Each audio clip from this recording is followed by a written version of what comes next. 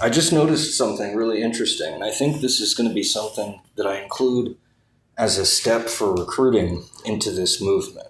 So, because it's so simple, and it blew my mind when I first realized it, because it's something that no one ever thinks about. We all do it, but no one thinks about it. When someone says hello to you, and you kind of wait for a second, they'll say hello back before they say anything else, before they go into whatever it is that they're going to say to you. They always say hello back first before they say anything else. And I thought about that and I was like, well, it's kind of funny because my definition of consent says that you have to do that in order to establish consent when you're talking to somebody. You have to, whoever it is that initiates the conversation says hello and then has to wait for the other person to stop the conversation and from progressing. And if they don't do that, then the person can't engage in further. And that's exactly how we naturally act. If I said hello to you and you didn't say it back, and you'd be kind of surprised if I would continue to talk if you didn't say it back. So even though this right now, this is so weird because I'm doing this talk and recording it, but there's no one else except for me.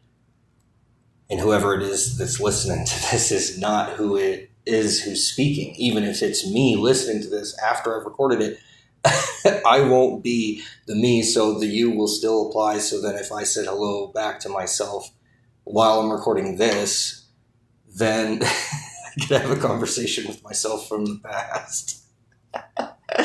That's so weird. I'm a little stoned. But anyway, so the thing is if I don't say hello back to the other person, then they feel like they can't really engage me in conversation, which is true to the definition. If the definition of consent requires 2/3 of a pair of the ability to stop the conversation or the act, in this case, the conversation from continuing, the ability, not the ability, but the act of having previously had consensual conversations in the past to completion, and they're still consensual. Like they didn't get stopped because they were not consensual. They were successful conversations that were consensual. Or the ability to start or initiate the conversation by saying hello. Only one person gets to say hello first. There's only ever one initiator of any act, and that includes the act of speaking. So speech is an act, and when someone says hello, they will have to wait until the other person, they have to stop speaking. They say hello, but they don't go any further. They just say hello, and then they stop themselves. And then the other person stops the conversation from continuing any further by simply repeating hello back to the person or some other equivalent greeting. And the greeting is a very weird concept. What is a greeting? What does a greeting mean? What does hello mean? What is the meaning of the word hello? Like, try to define that word. It's such a weird, it's like time or like a number. It's like so simple. We all use it. We all think we know what it is. But then as soon as you get asked what the definition of it is, all you can do is just laugh and go, what? That's so stupid. Of course you know what the definition of a number is. And then it's like, okay, give it to me. What is it? And then the person's like, well, it's how you count. It's like, so counting is counting. Oh, okay, so what's counting? And then the person is like, well, I guess you're right. This is actually kind of oddly difficult. And it is. It's very strangely difficult to define what a number is or what the act of counting is. Like it's so simple, but yet it's so simple you can't define it. You can't put it into words because it's like more simple than words are. So it's really difficult to define it, but I believe it can be done. I believe that since you can discern what a number is from a non-number, then there must be something that you're discerning, because you can discern a number from a non-number.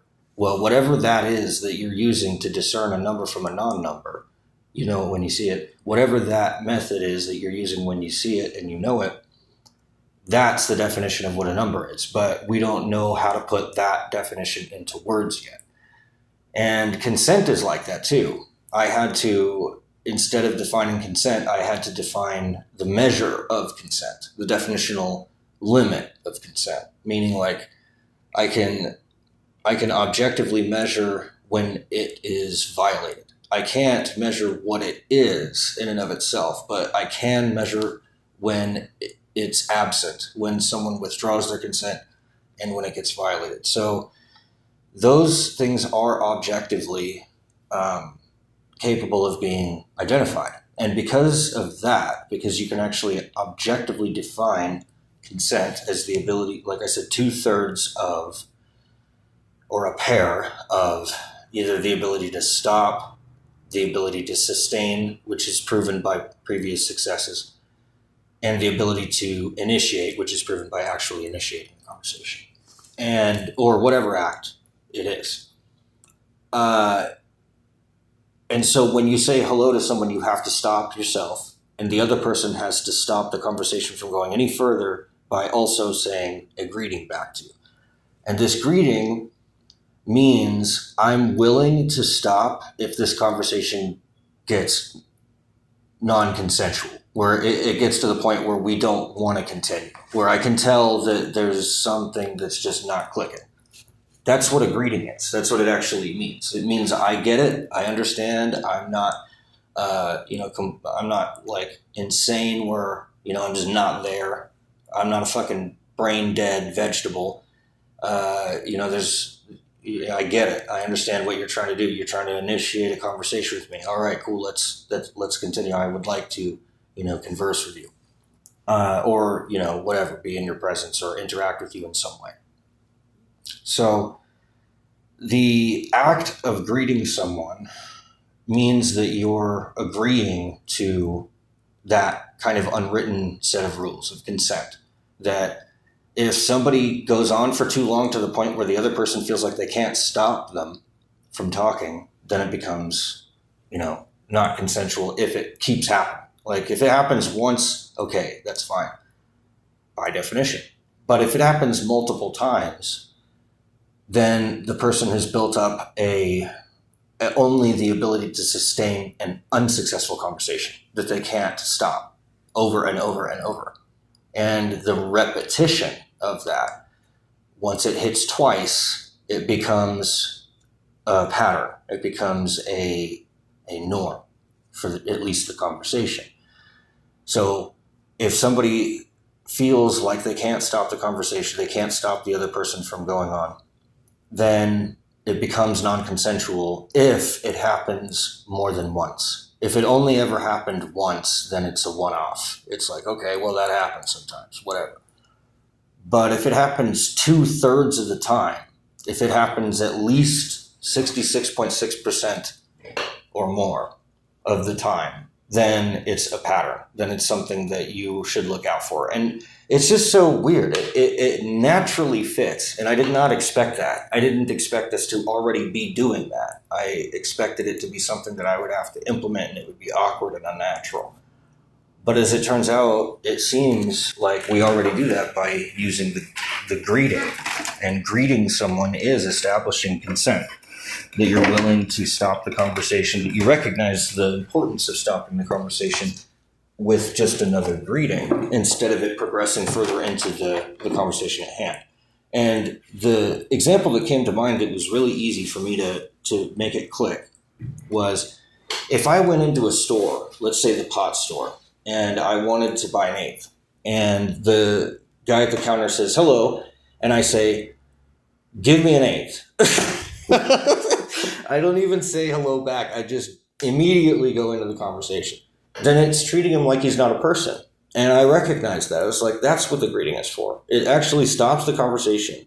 Because if I kept going with the conversation right after he said hello, and I just treated that as if, okay, the conversation's been initiated, so now we can proceed. And I don't stop first and say hello back or some other greeting. If I don't stop myself and I just immediately go into the conversation, it's not respecting his personhood. It's treating him like an object. Go do this. Give me that. Why? I don't owe you anything. Like, why are you treating me like that? It's not consensual. So it's so weird. It's like, yeah, in order to have a consensual conversation with someone, you have to establish consent. You have to actually stop the conversation from progressing anywhere past the initiation of the conversation, which is a greeting. And that's what a greeting is. It's the initiation of conversation. Hello. And then you stop and the other person says, hello. They don't immediately go into, yeah, give me this thing. Oh, how's your wife doing? Whatever, tell me this thing. Immediately with no greeting, no hello, just give me this thing. Tell me this thing. What's that? What are you doing over there? It's like, what are you doing? That's not consensual. So it's so funny. It's like, it's written into our language, but we don't ever notice, like, what is the definition of consent? That's an example of real life consent that we all do, is we say hello. Greetings, as it were. That reminds me, I am going to have to put this in here too, because I don't think I've ever put it in here. One time when the Sams were talking to me, when I was homeless, they said, I was reading 1984. This is way back when I didn't call them the Sams back then. I called them Charles. I was really pissed off at them because I thought that they were controlling everything, because I could see all these patterns that people have, and this, what psychologists call loose associations, which is just noticing general trends in mass, or in tiny little minutia that most people miss. The things that most people don't pay attention to, finding associations and patterns in those things, in the chaos, dust in the wind. Where did that dust speck land? At what time? What was I thinking when that happened? It's talking to me. You see what I'm saying? That's how that schizophrenic or psychotic or whatever you want to call it, break from reality is. And it isn't a break from reality. It's a break from what most people consider to be real. What most people agree to call real. And I think it's actually more telling of how little faith that humans have in other humans, that we've deliberately constricted what we're allowed to speak to each other about seriously and take seriously, and even in the face of evidence, because there's so many pictures now online that everybody's seen of UFOs. And I think at this point, it's almost magical to say that they don't exist, because there's so much evidence. And then when you think about, okay, well, what would they be doing here? And so that question's kind of lingering in your mind anyway. And then you're thinking about, okay, well, there's all these crazy people talking to someone who we can't see. And that's going on. And yet no one put two and two together to realize the people that are crazy are talking to the aliens. We're all talking to the same people. We're all talking to one group of people. And those people are aliens. And those aliens are not assholes. It's just scary because you can't make it stop. So it's not consensual. So again, why is... Well, I'm kind of diverging from what I was going to say. When I was pissed off at them, I was reading 1984, and half of it was just to piss them off. It was almost like a teenage thing, like, oh, fuck you, Dad. I'm going to blast my rock and roll music and make you listen to Led Zeppelin and Pink Floyd and, thanks for building the wall, Dad. So I was reading 1984, flipping off the sky and all this stuff. And somehow something like that happened, where there was some kind of a coincidence. The wind gently rustled the breeze at just the right time. And I came to the conclusion that they were saying greetings to me. And I was like, really? Initially, I was moved. I was deeply moved. But then I got angry about that because I was like, no, because these people will not stop. And if I request them to stop, they won't. And therefore, this is not consensual. And so then they must be evil. And later, I had thought about this recently, about that old happening in the past, years ago when I was still homeless, when I was freshly homeless, when I was still pissed off and like screaming at the top of my fucking, I would lose my voice screaming. And that was back when I would have my crazy ass religious, there's one right there. There it is. You hear it right there. That I know where that is. I've been there. I know where that is.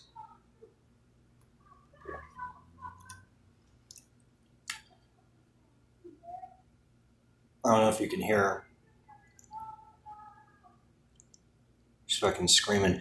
And I hear this shit all the time, right out my door. And I remember it. I remember doing that. I remember being there. And there would be these coincidences, just like what just happened there. And it's like, see, this is them. This is the aliens saying hello, greetings. Now, in 1984, this is between one comrade, okay, who wrote, I get it. I understand. I'm not an enemy of you. I understand your resentment. I understand your frustration. I understand that you don't want to be part of this system. I understand all of that. Why are there all these arbitrary rules? They don't make any sense. What the hell's going on? All of that is because we as humans don't understand reality. And half of the reason is because we're not really allowed to talk about it.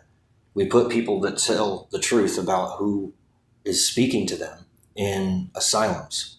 And one day I'm going to expose this fact, and people are going to recognize our relationship with the SAMs is good. And the reason that I say that, even though we can't stop it from happening, is because what is being protected is actually a virtue which goes deeper than consent, which is required for consent and is what consent is trying to protect.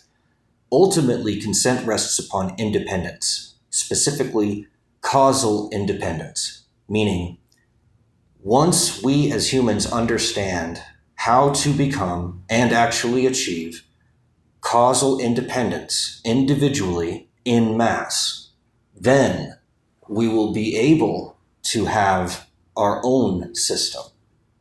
The trick and the weird irony of this is that that is the nature of causality itself. It does not have any form of arbitration applied to it.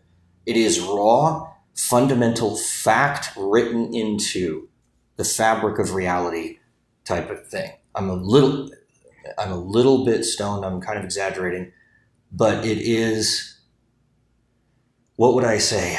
It is the definition. And when I say definition, I mean the limit that defines its origin and its terminus, where it begins and where it ends, what it is and what it isn't.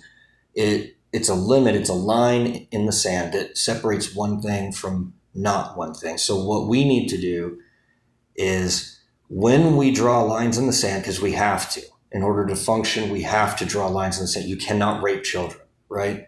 There's certain things that we just cannot abide by. The loss of independence specifically is what I'm getting at. Every single crime that you can think of, every single evil act that you can identify as evil is evil because it costs someone their independence, their ability to function without depending on some external causal influence.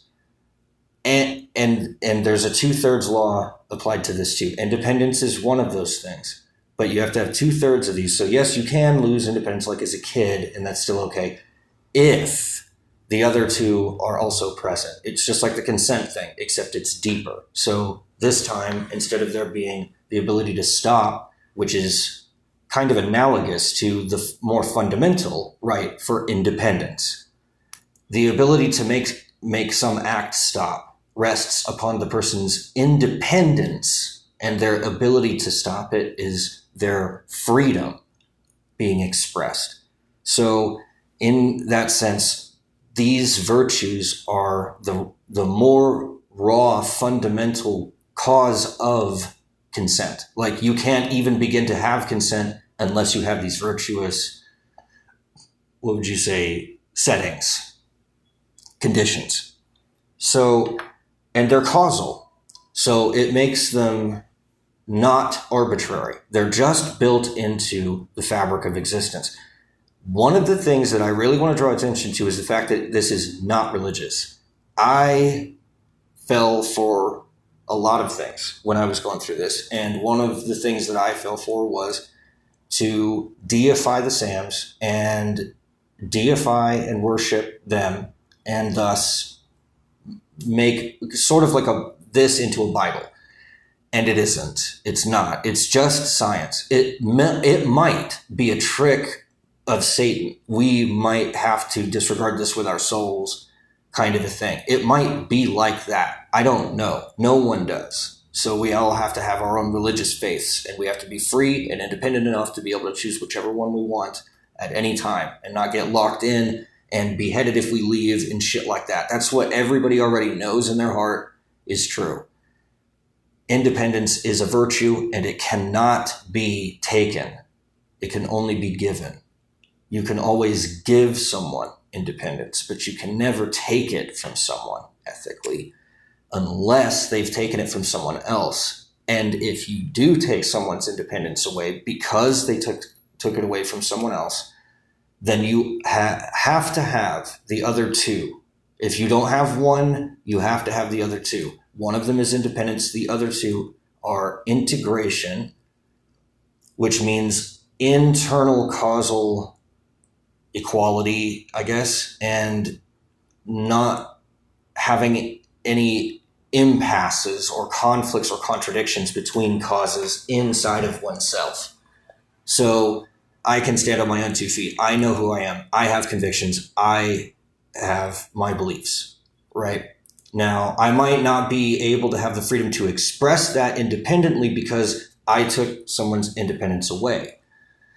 So then, in that case of me taking someone else's independence away from them, I also lose my independence. Now, that doesn't mean that I have to convert my belief structure, because I still have the right to my own integrity. I still have the right to my own beliefs, my own integration as a single whole unit that isn't fractured, isn't disintegrated, isn't shattered, doesn't have split personalities, isn't driven completely fucking insane, that can rationalize. I have the right to rationalize.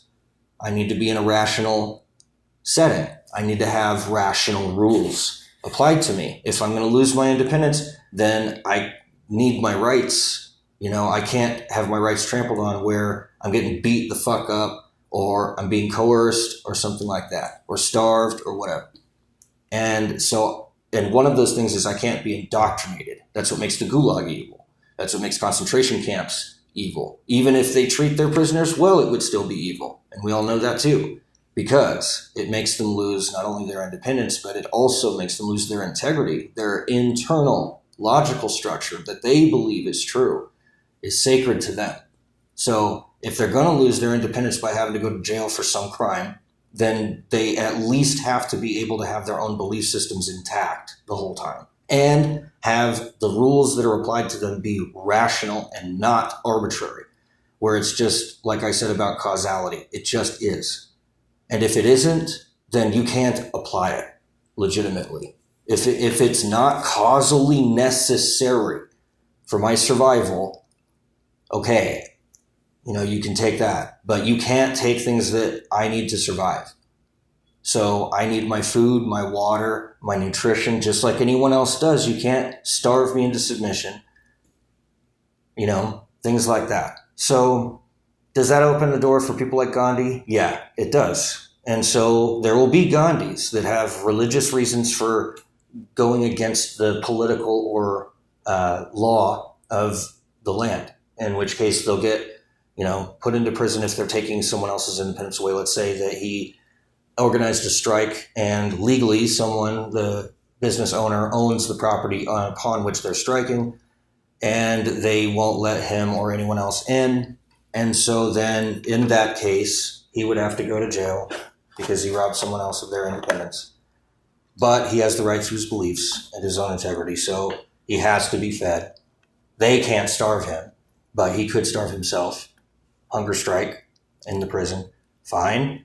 That's your own integrity. That's your own whatever. But if you start losing too much weight to the point where you're about to die, we come in and we have to save you because that's not allowing you to survive. So then we even take your independence, and that sense has to be taken in order to sustain you as a person so that you can continue to consent in the future. You have to be alive to do so. So your survival precedes your ability to consent. So you have to be allowed to survive, and therefore you lose your independence until you can survive on your own. At which point, once they re-feed him back to health, if he again chooses to go on hunger strike, then they have to let him do that up until it becomes a medical problem, at which point they have to intervene once again. And that's how that process would continue. So